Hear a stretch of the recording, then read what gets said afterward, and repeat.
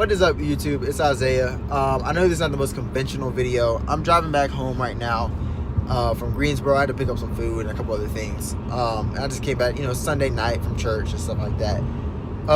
And I want to get on this topic real quick because it was on my mind for the whole week. But the topic of the day is the fake market, and it's kind of going back to something that happened several months ago.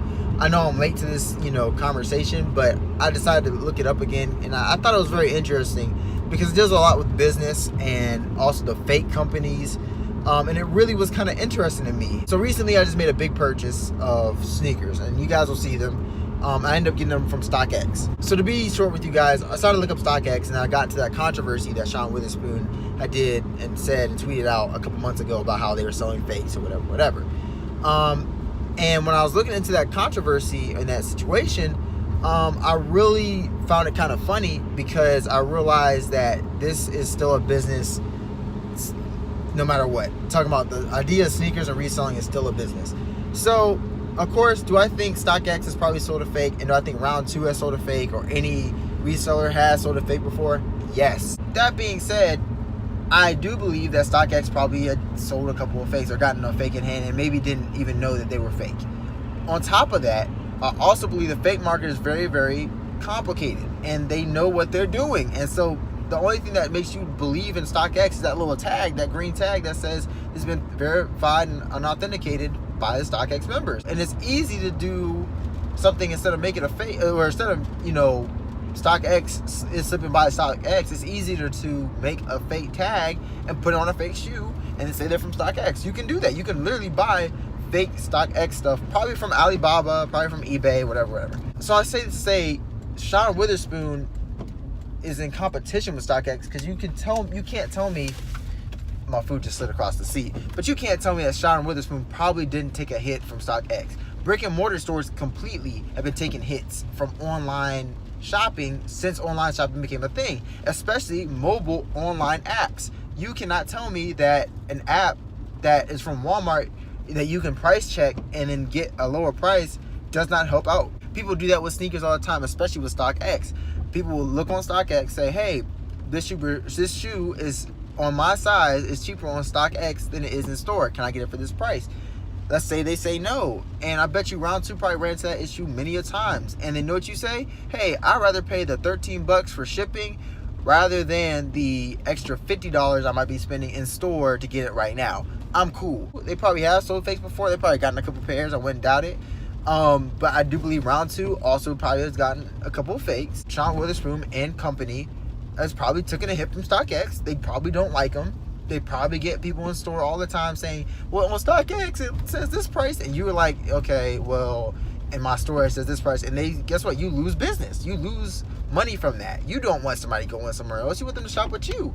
You might have a love for sneakers, but you have a love for money way more, so you want to make your profit. Other thing real quick that I wanted to touch on really fast is about the exposure of fakes that we have. So a lot of times we got people who say, like Yeezy Buster, I never was a fan of him. And it wasn't because, again, I've never had a pair of fakes. If I had, I don't know. But, I shouldn't have done that. I never had a pair of fakes. But with Yeezy Buster, where he, calls people out for fakes, or whatever. Especially, it's usually celebrities or people who are flexing fakes. I've never agreed. And it's because we're thinking that person is cocky or whatever. We want to put these things on the person's characteristics that they are some evil doer because they're wearing a fake. Guess what? They lost more money than I ever lost. If they bought a fake, that means they bought a fake. And my thing is, before I get any further with this, if you buy fakes and you're okay with it, if you know they're fake and you're buying them because you're like, hey, I can get them for a cheaper price, look the exact same, I'm getting over these companies that are price gouging, whatever. Look, do you. That's okay with me. I'm like, because you know what you're doing. You're not buying them to, put in somebody else's face. But if you are buying them to put in somebody else's face, one, you're wrong because, A, you shouldn't be buying anything to, flex, even if you are real. You should not buy any shoe or clothes item, Supreme, whatever you want to do. You shouldn't buy it to flex to somebody else. You know why? Because you're going to run into a lot of emptiness and a lot of turmoil with that.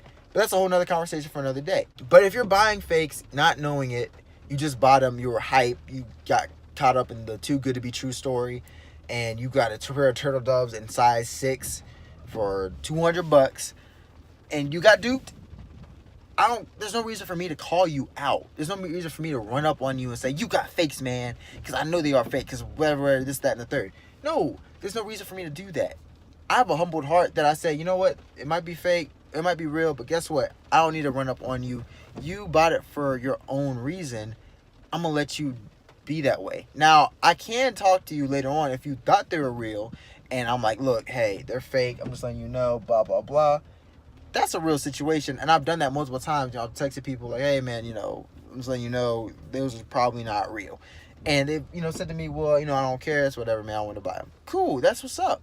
But there's no reason for me to run up or try to expose or say that, I'm at a convention or in the mall, out and about, whatever, at a party, and I'm looking at people's shoes, I'm saying that those are fake.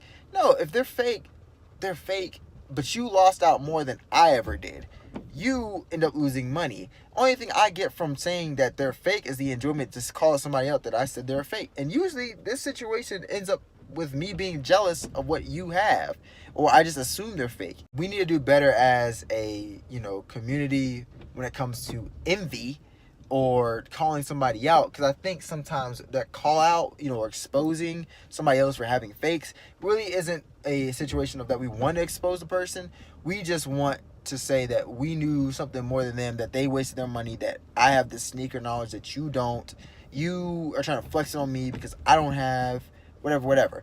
And actually, at the end of the day, if you had a pair of Yeezys, you saw that lightning in the background, right, y'all?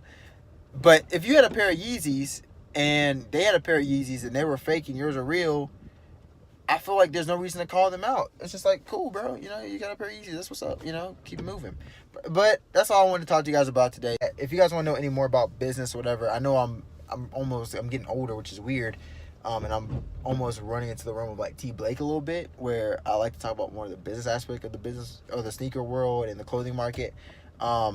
It's weird that I never thought I would be like this, that I would be in his realm, because I always thought he was so much older, that he has so much knowledge. He does have so much knowledge, and now I'm running into that same knowledge being in college. But I'll see you guys in the next one. You guys have a nice one.